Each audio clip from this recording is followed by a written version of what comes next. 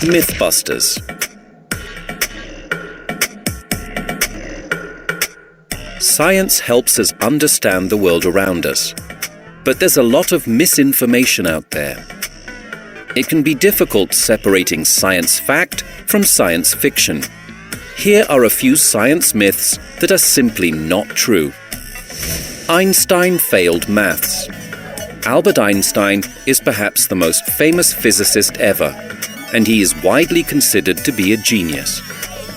Unfortunately, a lot of people believe that he struggled at maths.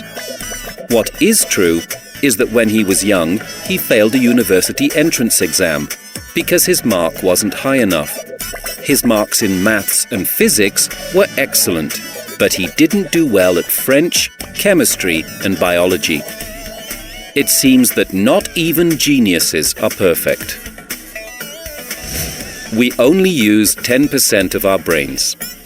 Your brain counts for about 2% of your body weight and contains billions of neurons that are constantly sending and receiving information. Yet people still say that you only use 1/10 of it. This myth possibly comes from an interview with psychologist William James in 1908. Journalists may have misunderstood him when he claimed that we are making use of only a small part of our possible mental and physical resources. If we take a brain scan, though, we see that we use all the parts of our brains, just not at the same time. So, whoever repeats this myth is certainly not using enough of theirs. An apple fell on Newton's head. Here's a myth that is almost true. Sir Isaac Newton, the 17th century mathematician, astronomer and physicist, was sitting under an apple tree in his garden.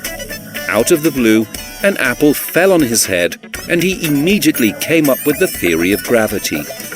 It is one of the most famous images in the history of science, but it might not have happened.